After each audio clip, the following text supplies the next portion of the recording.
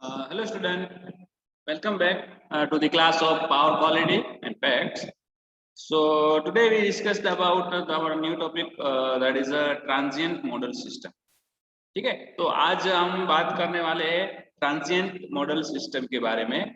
तो ट्रांजिएंट क्या होता है वो हमने फर्स्ट यूनिट में उसकी डेफिनेशन देखे थे। ठीक है, तो देखिए ट्रांजिएंट सिस्टम मॉडल के बारे में हम आज डिस्कस करेंगे। तो फर्स्ट हमको पता होना चाहिए व्हाट इज ट्रांजिएंट। ठीक है, ट्रांजिएंट के बारे में पता होना चाहिए। देन हमको पता होना चाहिए स्टेडी स्टेट सिस्टम क्या होती है। सो देखिए बेसिकली क्या होता है, तो जो स्टेडी स्टेट सिस्टम है, ठीक है, are the opposite of the transient system. ठीक है, तो स्टेडी स्टेट सिस्टम होती है वो ट्रांजिएंट सिस्टम के ऑपोजिट होती है। ठीक है, तो देखिए वैसे ट्रांजिएंट हम क्या बोलेंगे, तो देखिए इसकी डेफिनेशन भी हमने देखी थी फर्स्ट यूनिट में। तो ट्रांजिएंट क्या होता है, undesirable momentary deviation of the supply voltage और लोड करंट। ठीक है, जो भी इसमें अनडिजायरेबल डेविएशन होता है इसमें सप्लाई वोल्टेज या फिर लोड करंट में, तो उसको हम बोलते हैं ट्रांजिएंट। ठीक है, और इन इसको also known as a surges, spikes. ठीक है, स्पाइक्स वो हमने फर्स्ट यूनिट में हमने इसके डेफिनेशन देखी, तब उसके बारे में हमने डिस्कस किया था। ठीक है, इसमें हमने देखा था जो ऑसिलेटरी ट्रांजिएंट था, ठीक है, इम्पल्सिव ट्रांजिएंट। तो इसमें हम बात करेंगे सिर्फ ट्रांजिएंट सिस्टम मॉडल की। तो देखिए अगर हम स्टेडी स्टेट सिस्टम की बात करें, तो in steady state system, steady state the operation of the power system is characterised by the fundamental frequency. ठीक है, अगर हम उसकी स्टेडी स्टेट सिस्टम की बात करें तो उस पावर सिस्टम में क्या होगा, स्टेडी स्टेट में जो ऑपरेशन होगा, ठीक है, पावर सिस्टम का, वो क्या फंडामेंटल फ्रीक्वेंसी पे होगा या फिर और by some low frequency harmonic of the fundamental frequency. ठीक है, या फिर वो क्या होगा, पूरी तरह से फंडामेंटल फ्रीक्वेंसी में उसका स्टेडी स्टेट में ऑपरेशन रहता है पावर सिस्टम का, या फिर थोड़ा बहुत some low frequency harmonic of the fundamental frequency, वो हमारा स्टेडी स्टेट सिस्टम में रहता है। ठीक है, तो देखिए बेसिकली इन स्टेडी स्टेट सिस्टम में हम बात करें तो बेसिकली हम पैसिव एलिमेंट्स, जो पैसिव पैरामीटर है, ठीक है, आपको पता है passive parameters basically three types के आर है, L and C means resistance, inductance and capacitance. So देखिए passive parameters R, L and C are still measure determine of the transient response. ठीक है, जो हमारे बात करने वाले ट्रांजिएंट सिस्टम की, तो ट्रांजिएंट सिस्टम में ये हमारे जो पैसिव पैरामीटर्स है, ठीक है, हमारा जो रेजिस्टेंस, इंडक्टेंस या कैपेसिटेंस है, वो क्या इसमें मेजर डिटरमिनेंट्स हमारे ट्रांजिएंट रिस्पांस में होते हैं। ठीक है, but their effect of the transient can change with the duration of the transient. ठीक है, अगर इसकी इफेक्ट की बात करें तो इफेक्ट क्या, ट्रांजिएंट के अंदर इसकी इफेक्ट चेंज होती रहती है ड्यूरेशन ऑफ द ट्रांजिएंट। तो देखिए जो इन स्टेडी स्टेट की बात की हमने, अगर हम बात करें अगर ट्रांजिएंट सिस्टम है, तो देखिए ट्रांजिएंट सिस्टम के अंदर हमारे जो इंडक्टेंस एंड कैपेसिटेंस रहता है, ठीक है, तो वो कैसा रहेगा। तो हमको पता है कि जो स्टेडी स्टेट में अगर हम बात करें तो उसमें जो हमारा सपोज मान लीजिए कुछ कोई भी हमारा लोड अभी इंडक्टिव लोड है, ठीक है, मोटर है या फिर ऐसा, तो वो क्या करेगा बेसिकली, तो इन स्टेडी स्टेट सिस्टम में सब वो एनर्जी को या फिर स्टोर करेगा या फिर डिसिपेटेड करेगा। ठीक है, अगर स्टोरिंग करता है तो वो क्या होगा, स्टोरिंग करेगा तो वो इंडक्टेंस या कैपेसिटेंस होगा। अगर वो उसको डिसिपेटेड करता है तो वो हमारा रेजिस्टेंस होगा। ठीक है, तो बस कुछ इस तरह से अगर हम ट्रांजिएंट सिस्टम की बात करें तो देखिए इसमें इंडक्टेंस एंड कैपेसिटेंस को पता है क्या है, एनर्जी स्टोरिंग एलिमेंट है। सो दैट कंट्रीब्यूट टू, ये आपको याद रखना होगा कि हमारा जो inductance and capacitance energy storing element है, ठीक है, और that contribute to the oscillatory nature of the transient. ठीक है, जो ट्रांजिएंट का ऑसिलेटरी नेचर बनता है वो बेसिकली हमारे इंडक्टेंस एंड कैपेसिटेंस की वजह से बनता है। ठीक है, वो हमने फर्स्ट में उसकी बात की थी। Then the resistance is energy dissipated element. ठीक है, हमने अभी बात की कि जो रेजिस्टेंस होता है वो बेसिकली क्या रहता है, एनर्जी डिसिपेटिंग एलिमेंट रहता है। और वो क्या करेगा, तो that allows the transient to damped out and decay to the steady state condition. ठीक है, वो बेसिकली हमारा जो ट्रांजिएंट सिस्टम उसको डैम्प्ड आउट करेगा और उसको स्टेडी स्टेट कंडीशन में decay to the steady state condition. ठीक है, और आप यहाँ पे देख सकते हैं फिगर में, basically figure power system consisting of source ठीक है। यहाँ पे आपको सोर्स गिवन है, then this is nothing but switch, इसको हम सर्किट ब्रेकर भी बोलेंगे। Then here is a transformer and the load. Load basically हमारा इंडक्टिव लोड है, ठीक है। रेजिस्टिव इंडक्टिव इंडक्टिव लोड मान सकते हैं हमारा मोटर। सो ये एक हमारा पावर सिस्टम का आपको सर्किट डायग्राम गिवन है, इस तरह से होता है। और ये हमारा हमको देखिए जो हमने आगे बात की low frequency representation of circuit, हमारी जो फर्स्ट थी, ठीक है, इसका लो फ्रीक्वेंसी का रिप्रेजेंटेशन है, तो उसको हम कैसे करेंगे। तो here is a source, source, ठीक है, सोर्स है तो सोर्स का इंडक्टेंस रहेगा, ठीक है। तो here is L S means source inductance. फिर लाइन का इंडक्टेंस रहेगा, ठीक है, ठीक है, ये हमारा सोर्स है। अगर आप पूरे पावर सिस्टम की बात करते हैं, यहाँ पे हमारा सोर्स रहेगा, सोर्स टू लोड रहेगा, सोर्स टू लोड के बीच में ट्रांसमिशन लाइन रहती है, ठीक है। तो देखिए सोर्स का अपना खुद का सोर्स इंडक्टेंस रहेगा, देन हमारे लाइन है तो लाइन का इंडक्टेंस रहेगा, ठीक है। जो यहाँ पे जो L1 L2 है वो हमारा लाइन इंडक्टेंस है, ठीक है। यहाँ पे सर्किट ब्रेकर गिवन है आपको। एंड LT मीन्स क्या रहेगा, जो और मीन्स जो हमारा ट्रांसफार्मर है, ठीक है, उसका inductance. And here R and L is our load, ठीक है। R that is a load resistance and L is a load inductance, ठीक है। ठीक है, आपको नोट्स गिवन है क्या है कि source, line and transformer resistance R neglect, ठीक है। हम इसका रेजिस्टेंस को अभी नेगलेक्ट किया है, हम सिर्फ इनका इंडक्टेंस देखेंगे, सोर्स का, लाइन का या फिर ट्रांसफार्मर का। So it is the low frequency representation of the circuit जो हमारी फर्स्ट थी, ठीक है। इसका लो फ्रीक्वेंसी ऑफ रिप्रेजेंटेशन हम यहाँ पे आपको दिखाई दिया है, ठीक है। देन अगर हम इसकी ट्रांजिएंट मॉडल की बात करें तो इसका ट्रांजिएंट मॉडल हम कैसे ड्रॉ कर सकते हैं। तो देखिए here is the transient model, ठीक है। जो हमारी फर्स्ट वन सर्किट थी जो पावर सिस्टम की, इसका हमने फर्स्ट क्या ड्रॉ किया था, लो फ्रीक्वेंसी रिप्रेजेंटेशन। देन हमने इसको ड्रॉ किया अभी इसका ट्रांजिएंट मॉडल, ठीक है। तो देखिए कोई भी अगर पावर सिस्टम में कोई भी हमको सर्किट को उसको या फिर सोल्व करना हो तो फर्स्ट हम उसका बस ऐसा लो फ्रीक्वेंसी डायग्राम ड्रॉ करेंगे, देन इसका ट्रांजिएंट मॉडल ड्रॉ करेंगे, ठीक है। तो और जब भी हम ट्रांजिएंट मॉडल ड्रॉ करते हैं, ठीक है, सर्किट इसका, तो क्या होता है, तो जो ज्यादा रिलेवेंट एलिमेंट नहीं होते वो सिस्टमेटिकली क्या हो जाते हैं, इसमें से एलिमेंट है वो इसमें से निकल जाते हैं, ठीक है।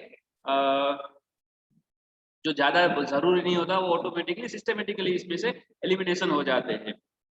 तो हमारा जो ट्रांजिएंट मॉडल है वो बेसिकली इंपॉर्टेंट रहता है फॉर द पावर सिस्टम, ठीक है। तो देख सकते हैं आप यहाँ पे ये हमारा सोर्स है, ठीक है। और हम अगर बात करें तो सोर्स का खुद का अपना इंडक्टेंस रहेगा, तो सोर्स के वो इंडक्टेंस बेसिकली क्या सीरीज में रहता है। तो देखिए यहाँ पे सीरीज में LS मीन्स के सोर्स इंडक्टेंस है, और इसके पैरेलल में इंडक्टेंस के पैरेलल में भी क्या है, CS मीन्स क्या हमारा सोर्स कैपेसिटेंस है।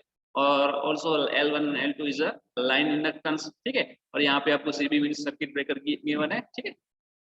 CB यहाँ पे सर्किट ब्रेकर है, सर्किट ब्रेकर का भी खुद का क्या रहता है, कैपेसिटेंस रहता है। तो यहाँ पे स्विच कैपेसिटेंस मीन्स CB। और हियर हमने दो कैपेसिटेंस, ठीक है, C1 एंड C2। C1 हमारा लाइन कैपेसिटेंस है, ठीक है, यहाँ पे C1 C2 हमारा लाइन कैपेसिटेंस रहेगा। और आप देख सकते हैं यहाँ पे LT हमारा क्या है, तो LT हमारा है ट्रांसफार्मर इंडक्टेंस। और इसके पैरेलल में हमारा क्या रहेगा, हमारा CT मीन्स रहेगा हमारा ट्रांसफार्मर कैपेसिटेंस। और R और L हमारा लोड है, रेजिस्टिव एंड इंडक्टिव लोड, ठीक है। तो उसके भी पैरेलल में हमारा C रहता है, तो C हमारा क्या रहेगा, ये हमारा रहेगा लोड कैपेसिटेंस, ठीक है। और ये जो LM है मीन्स ये क्या रहेगा, तो हमारा ये ट्रांसफार्मर मैग्नेटाइजिंग इंडक्टेंस रहेगा, ठीक है। तो इस सब के बारे में हम डिस्कस करेंगे डीप में, ठीक है। अभी सिर्फ आपको ये मॉडल, ट्रांजिएंट मॉडल समझना है। तो देखिए इसमें source, line and transformer resistance R neglect, ठीक है। इसमें भी हमने क्या किया है, source, line and transformer resistance R neglect मैंने आपको स्टार्टिंग में बताया था, ठीक है। ट्रांजिएंट मॉडल जब भी हम ड्रॉ करेंगे तो क्या रहेगा, जो इसमें इतना रिलेवेंट जो एलिमेंट नहीं रहते, लाइक सबका रेजिस्टेंस, ठीक है, तो वो क्या सिस्टमेटिकली एलिमिनेशन हो जाते हैं। तो ये है बेसिकली हमारा transient model. So examples of transient models and their response हम देखेंगे। हमारा नेक्स्ट टॉपिक है जो हमने ट्रांजिएंट मॉडल पढ़ा, ठीक है, उसका एग्जांपल देखेंगे, देन इसके हम रिस्पांस देखेंगे। तो जो फर्स्ट हमारा एप्लीकेशन है वो है डीसी वोल्टेज टू कैपेसिटर, ठीक है, टू अ कैपेसिटर। तो देखिए यहाँ पे हमने DC voltage to a capacitor, तो आप देख सकते हैं यहाँ पे V हमारा क्या है, अप्लाइड डीसी वोल्टेज, ठीक है। हमने ये हमारी सर्किट जो है हम बेसिकली आप देख सकते हैं यहाँ पे आर एंड सी मीन्स हमारे आरसी सर्किट है। ठीक है, तो आरसी सर्किट में हमने क्या अप्लाई किया है, डीसी वोल्टेज सोर्स अप्लाई किया है। ठीक है, यहाँ पे हमारी स्विच है अभी ओपन है। ठीक है, सो हमको अब आउटपुट में क्या मिलेगा, तो हम अब आउटपुट में हमको मिलेगा कैपेसिटर वोल्टेज।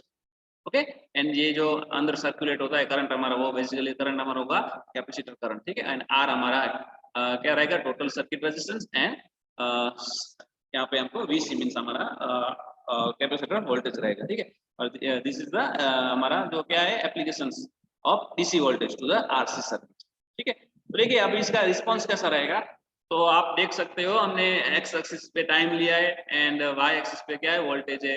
तो at time T zero means time, अगर हम टी जीरो की बात करें तो हमारा वोल्टेज अभी क्या है इनिशियली अनचार्ज रहेगा। ठीक है, वो चार्ज नहीं रहता है, तो क्या रहेगा इनिशियली हमारा जब कैपेसिटर अनचार्ज रहेगा तो हमारा जो कैपेसिटर वोल्टेज है वो कैसा जीरो रहेगा। ठीक है, वोल्टेज अक्रॉस कैपेसिटर जीरो रहेगा, लेकिन करंट क्या रहता है तभी हमारा मैक्सिमम। जैसे जैसे हम वोल्टेज इंक्रीज करेंगे, मतलब कुछ टाइम के दौरान हमारा क्या कैपेसिटर चार्ज होता रहेगा। ठीक है, और कुछ एक टाइम पे हमारा क्या है सैचुरेटेड टाइम पे हमारा जो कैपेसिटर है वो फुल चार्ज हो जाएगा। ठीक है, तब हमारा वो क्या लीनियर हो जाता है। और इस तरह से हमको पता है आई सी मीन्स क्या रहता है वी बाय आर। ठीक है, तो एट टाइम हमारा वी क्या रहेगा, हमारा वी वोल्टेज हमारा जीरो रहता है और करंट तभी हमारा मैक्सिमम रहेगा। जैसे जैसे हम वोल्टेज इंक्रीज करेंगे तो हमारा ये करंट क्या डिक्रीज होता जाएगा। और कुछ टाइम अगर हम बात करें टी इज इक्वल टू कुछ इनफाइनाइट टाइम पे हमारा जो आईसी करंट मीन्स के जो कैपेसिटर का करंट से वो क्या हो जाएगा जीरो हो जाएगा। तो आप देख सकते हैं हमारा जो अभी इसका रिस्पॉन्स है कुछ इस तरह से रहता है। ठीक है, capacitor voltage and capacitor current with time. So देखिए एट द फर्स्ट वीसी हमारा क्या रहेगा, तो VC is equal to V into one minus e raise to minus T upon R C. ठीक है, जो हमारा फर्स्ट वाला at t is equal to zero पे कुछ इस तरह से रहता है। ठीक है, एंड देन आई सी हमारा रहेगा V by R E raise to minus T upon R C. ठीक है, और आर सी क्या है, तो R C is nothing but हमारा टाइम कांस्टेंट है। ठीक है, R C is the time constant means हम यहाँ पे इसको हम टाइम कांस्टेंट भी बोल सकते हैं। ठीक है, किसका है, तो of the resistance and capacitance circuit and express in second. ठीक है, जो हमारा रेजिस्टेंस कैपेसिटेंस सर्किट का जो ये आर सी है वो क्या रहता है बेसिकली टाइम कांस्टेंट है, और उसको हम एक्सप्रेस करेंगे ना सेकंड में। If the capacitance has initial voltage, अगर हम अभी ठीक है ये बेसिकली हमारा इनिशियल वोल्टेज का नहीं था। ठीक है, T is equal to zero, लेकिन अब हम बात करते हैं जो हमारा कैपेसिटेंस है has initial voltage plus we zero. ठीक है, अगर हमारा अभी जो इनिशियल वोल्टेज है वो कितना वी जीरो है, तो जो हमारा एक्सप्रेशन है वो कैसा रहेगा, तो देखिए वी माइनस ब्रैकेट में V minus V zero is to minus T upon R C. ठीक है, ये हमारा वोल्टेज का रहेगा वी माइनस वी जीरो। ठीक है, और हमारा करंट का भी कुछ इस तरह से रहेगा, तो V minus V zero by R. ठीक है, तो बस हमारा जो ये दोनों का एक्सप्रेशन रहता है एट इनिशियल वोल्टेज। तो जो फर्स्ट एप्लीकेशन था वो यहाँ पे कंप्लीट हुआ। और अगर हम सेकंड एप्लीकेशन की बात करें तो DC voltage to and inductor के, तो देखिए हमने फर्स्ट में क्या है वो रेजिस्टेंस और कैपेसिटर को सीरीज में कनेक्ट किया था, तो यहाँ पे हम कनेक्ट करेंगे रेजिस्टेंस एंड इंडक्टर को। ठीक है, तो देखिए also V is our DC voltage and R is हमारा सॉरी क्या रहेगा सर्किट रेजिस्टेंस रहता है, and V L is inductor voltage. ठीक है ना, एस इज अ स्विच। तो आप देख सकते हैं यहाँ पे अब हम देखिए इसका रिस्पॉन्स भी उस हमारे जो वोल्टेज और मींस सॉरी कैपेसिटर वोल्टेज का करंट का रहता है कुछ इस तरह से। तो इंडक्टर का भी आप देख सकते हो बेसिकली सेम है, लेकिन इसमें डिफरेंट क्या है आपको पता है, जब हम इंडक्टर को स्टार्टिंग में इनिशियल टाइम में अगर हम बात करें तो इनिशियल टाइम में हमारा जो करंट रहेगा, ठीक है, करंट पास थ्रू इंडक्टर वो क्या बेसिकली जीरो रहता है। तो ये वाला कर्व है एक्सपोनेंशियल कर्व जो करंट का है वो एट स्टार्टिंग में हमारा कितना रहता है जीरो रहेगा, और वोल्टेज हमारा मैक्सिमम रहता है। ठीक है, तो देखिए जैसे जैसे हम एट टाइम मींस यहाँ पे टी इज इक्वल टू जब हमारा जीरो है तो हमारा वोल्टेज सॉरी करंट क्या रहेगा आई एल। ठीक है, करंट अक्रॉस द इंडक्टर वो क्या रहता है zero, current through the inductor sorry वो जीरो रहेगा, and voltage across the inductor वो हमारा रहता है मैक्सिमम। ठीक है, V L is equal to V. So जैसे जैसे हम टाइम आगे बढ़ता है, मीन्स अगर t इज इक्वल टू हम इनफाइनाइट ले तो हमारा जो वोल्टेज अक्रॉस द इंडक्टर है वो 0 हो जाएगा, और हमारा जो करंट थ्रू द इंडक्टर है वो कितना हो जाता है, मैक्सिमम। ठीक है, सो यही बस यहाँ पे यही लिखा है कि at time t is equal to 0 voltage across the inductor is v। ठीक है, हमने आगे लिखा है voltage is time is equal to 0, t is equal to 0, then voltage across inductor is a capital V, means maximum. In an idle inductor, current cannot change instantly. ठीक है, हमको पता है इंडक्टर में क्या रहता है, जो आइडल हमारा इंडक्टर रहता है उसमें करंट है वो चेंज नहीं होता है इंस्टेंटली, ठीक है, धीरे धीरे होता है।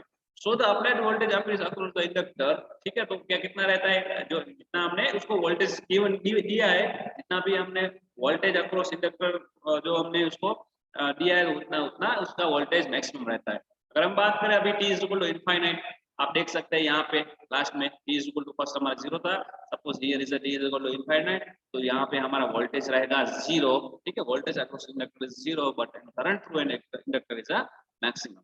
So here is a t is equal to infinite, voltage across the inductor is 0, the current through the idle inductor is at a time t is equal to 0, and at the time is equal to t is equal to infinite, the current through the inductor is a कितना रहता है हमारा v by r। ठीक है, अगर बात करें t is equal to 0 to t is equal to infinite तक हमारा जो करंट थ्रू द इंडक्टर रहता है वो कितना v by r रहेगा। Okay, for an inductive circuit अगर हम बात करें time constant t in second, वो हमारा कितना रहता है, जो हमारा L by R रहता है उसके जो हमारा टाइम इसमें रहेगा L upon R जितना, जो हमने कैपेसिटर में जो हमारा R C equal to T था, तो यहाँ पे L by R रहता है हमारा T जितना। ठीक है, and expression of for VL and IL का जो एक्सप्रेशन हम देखे तो देखिए VL का एक्सप्रेशन कुछ इस तरह से रहेगा, VL is equal to V into E raise to minus T R upon L, और IL का रहेगा कुछ इस तरह से V by R 1 minus E raised to minus T R by L। ठीक है, R by L is nothing but time constant। ठीक है, टाइम कांस्टेंट। सो आज का टॉपिक हम यहाँ पे इसको एंड करते हैं। ठीक है, आई होप आपको जो आज का ट्रांजिएंट मॉडल हमारा ट्रांजिएंट सिस्टम था आपको पूरे का पूरा क्लियर हो गया होगा। तो नेक्स्ट हम बात करेंगे जो हमारा ट्रांजिएंट मॉडल है, ठीक है, वो पावर सिस्टम में तो कैसे उसका यूज करते हैं, तो हमारा जो नेक्स्ट टॉपिक होगा उसमें हम देखेंगे। तो आज का सेशन हम यहाँ पे एंड करते हैं। ठीक है, so thank you so much students.